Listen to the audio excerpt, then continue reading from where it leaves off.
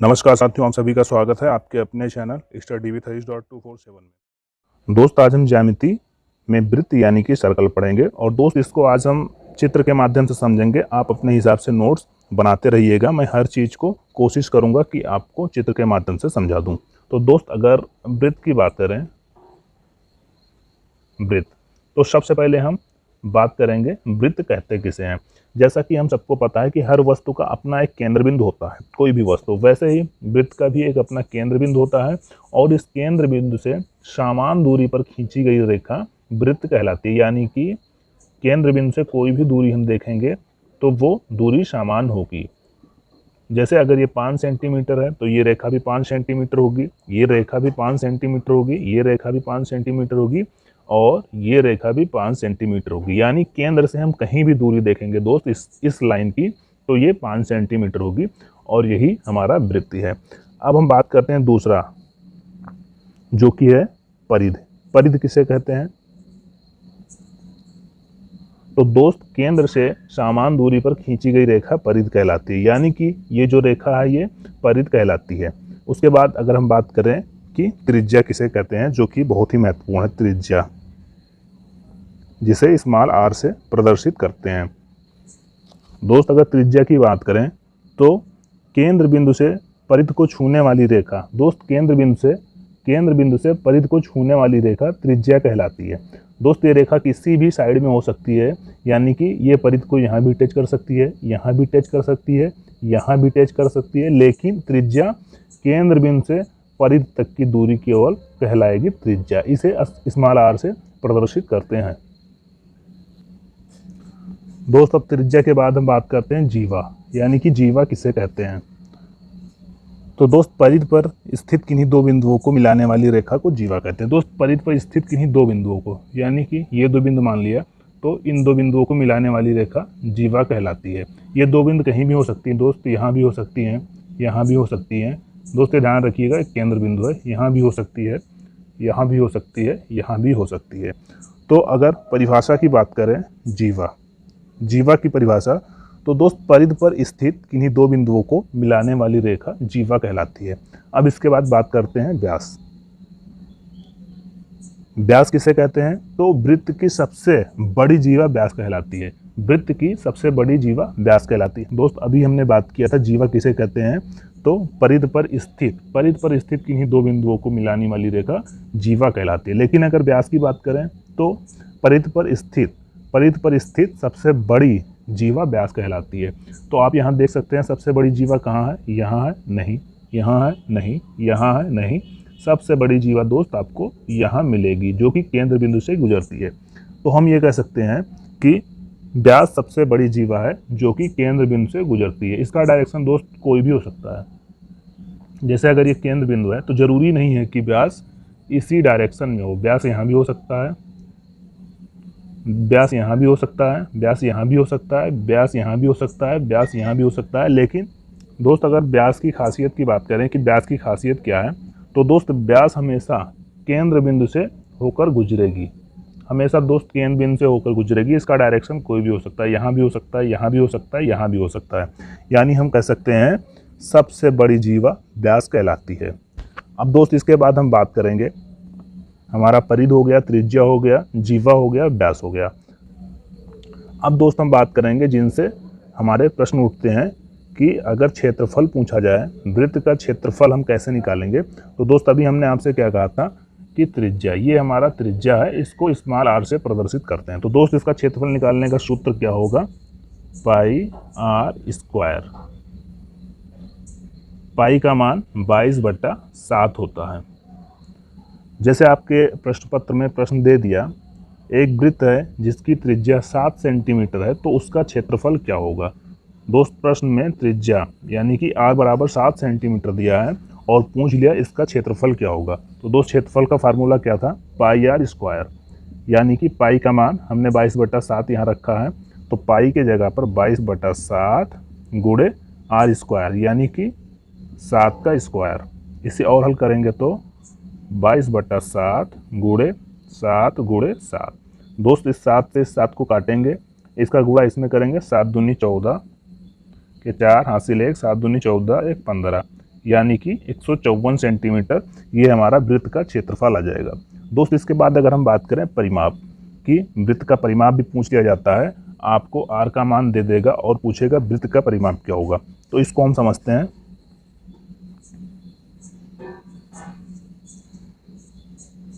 दोस्त वृत्त का परिमाप, परिमाप का सूत्र क्या होता है, 2πr। दोस्त अगर वृत्त के परिमाप की बात करें कि इससे प्रश्न कैसे बनते हैं, तो दोस्त हम सबसे पहले समझते हैं कि वृत्त का परिमाप है क्या चीज़।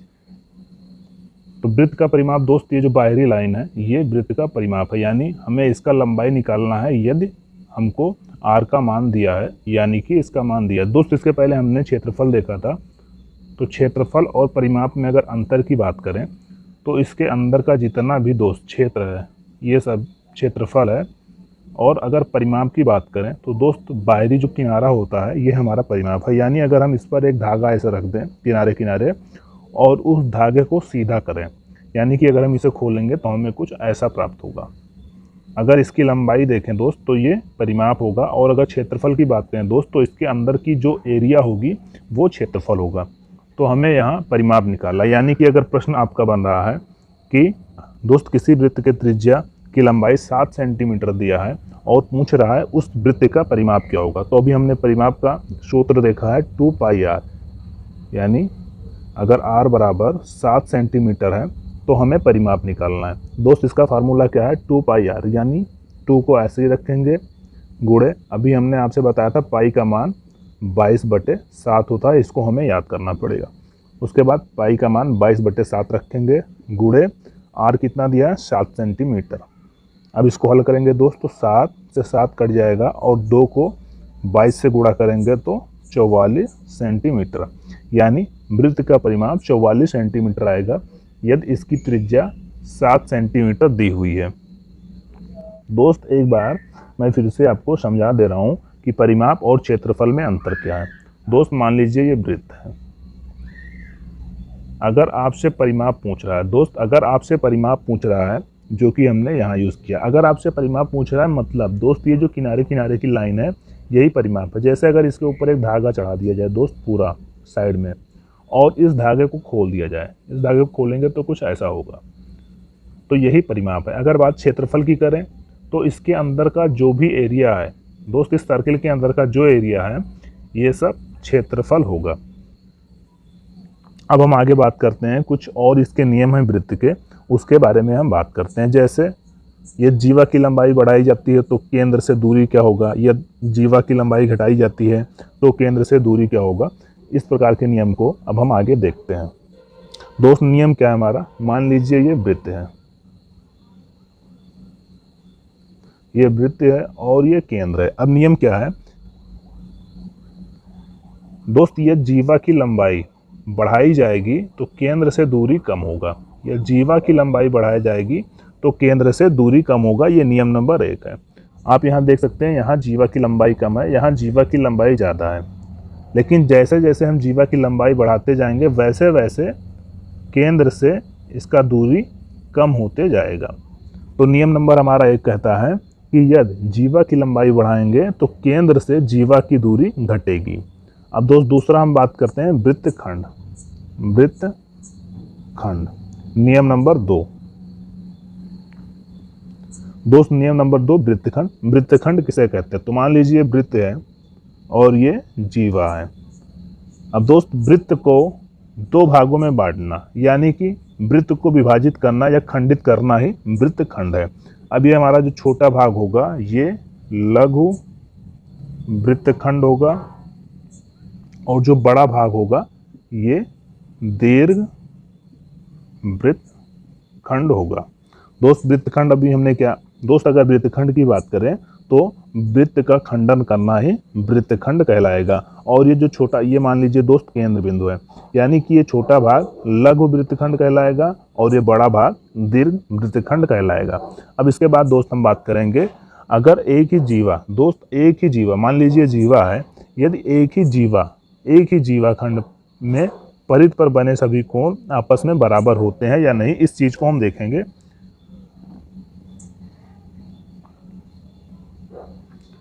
तो नियम नंबर 3 दोस्त क्या है,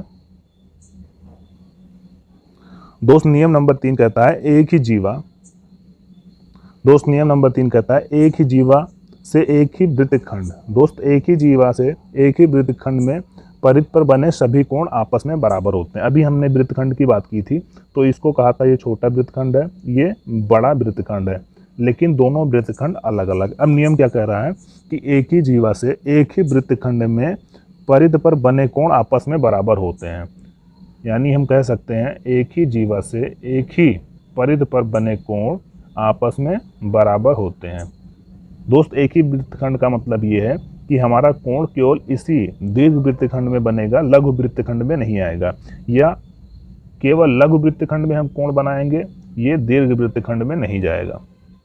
दोस्त हमने क्या बात किया है, एक ही जीवा से एक ही वृत्तखंड में परिध पर बने सभी कोण आपस में बराबर होते हैं। एक बार इसको हम फिर से समझते हैं। मान लीजिए वृत्त है और ये जीवा है।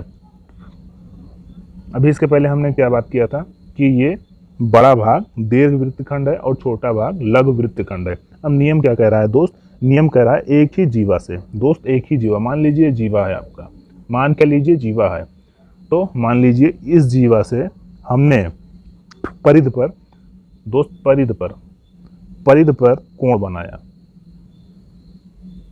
और फिर से इसी जीवा पर परिध पर एक कोण और बनाया, तो ये दोनों कोण आपस में बराबर होंगे। यदि ये 90 अंश है तो ये भी 90 अंश होगा। क्यों? क्योंकि ये नियम कह रहा है एक ही जीवा पर या एक ही जीवा से एक ही वृत्तखंड में परिध पर बने कोण आपस में बराबर होते हैं। लेकिन दोस्त इसमें कंडीशन ये है कि ये कोण एक ही वृत्तखंड में होना चाहिए, या तो ये दीर्घ वृत्तखंड में हो या तो लघु वृत्तखंड में हो। दोस्त जैसे ये त्रिज्या है और ये हमने बात किया था, ये दीर्घ वृत्तखंड है और ये लघु वृत्तखंड है। अगर हम लघु वृत्तखंड में भी कोण बनाते हैं तो ये आपस में बराबर होंगे सभी कोण। यानी यदि ये 90 अंश है तो ये भी 90 अंश का होगा। अब हम बात करेंगे नियम नंबर 4। क्या? नियम नंबर 4। तो दोस्त नियम नंबर 4 में हम क्या देखेंगे, नियम नंबर 4 में हम देखेंगे कि व्यास पर बना कोण हमेशा 90 अंश होता है। दोस्त व्यास पर बना कोण हमेशा 90 अंश होता है। व्यास किसे कहते हैं इसके पहले हमने पढ़ा था, तो सबसे बड़ी जीवा, वृत्त की सबसे बड़ी जीवा व्यास कहलाती है। अब नियम नंबर 4 क्या कह रहा है कि व्यास पर या व्यास से परिध पर बना कोण हमेशा 90 अंश होता है। परिध हमारा क्या है, परिध ये है, और इस पर बना कोण हमेशा 90 अंश होता है। जैसे ये दोस्त इसको हम किसी भी डायरेक्शन में बना सकते हैं, यानी कि व्यास से परिध पर बना कोण हमेशा 90 अंश होता है। इसका मान 90 अंश होगा, इसका भी मान 90 अंश होगा, इसका मान 90 अंश होगा, इसका मान 90 अंश होगा। व्यास से हम परिध पर कहीं भी कोण बनाते हैं तो वो हमेशा 90 अंश होगा। अब अगर अगले नियम की बात करें, नियम नंबर 5। दोस्त नियम नंबर 5 हम देखेंगे। नियम नंबर 5 क्या कह रहा है, नियम नंबर 5 कह रहा है किसी जीवा से केंद्र पर बना कोण, किसी जीवा से केंद्र पर बना कोण परिध पर बने कोण से 2 गुना होता है। परिध पर बने कोण से 2 गुना होता है। मान लिया A, B, C और ये D है। अब दोस्त मान लिया कोण C बराबर 60 अंश है, तो D बराबर कितना होगा दोस्त, 120 अंश होगा। क्यों? क्योंकि नियम कह रहा है किसी जीवा द्वारा केंद्र पर बना कोण परिध पर बने कोण से 2 गुना होता है। यानी किसी जीवा से केंद्र पर बना कोण परिध पर बने कोण, इसी जीवा से दोस्त परिध पर बने कोण से 2 गुना होता है। अगर C का मान 60 अंश है तो D का मान 120 अंश होगा। दोस्त इसको याद रखिएगा, ये बहुत ही महत्वपूर्ण है, अक्सर परीक्षाओं में इनसे प्रश्न बनते हैं। देखिए, किसी जीवा से केंद्र पर बना कोण इसी जीवा से परिध पर बने कोण से 2 गुना होता है। यानी कि अगर C हमारा 60 अंश था तो D 120 अंश होगा। दोस्त वृत्त के अंतर्गत आने वाले सभी महत्वपूर्ण बातों को हमने इस वीडियो के माध्यम से कवर किया है मात्र 15 से 16 मिनट में। दोस्त अगर मैं चाहता तो इसी चीज़ को जितना आपने 15 मिनट में सीखा है, इसी चीज़ को मैं आपको 1 से 1.5 घंटे में समझाता। अब दोस्त इनसे बनने वाले जितने भी प्रश्न हैं उनके बारे में कल हम विस्तार से चर्चा करेंगे। लेकिन दोस्त वो प्रश्न करने के लिए आपको ये बेसिक चीज़ें आनी चाहिए। दोस्त अगर अभी भी आपने चैनल को सब्सक्राइब नहीं किया तो सब्सक्राइब कर लें और बेल आइकन दबा लें ताकि कल का वीडियो आप तक तुरंत पहुंच सके। धन्यवाद।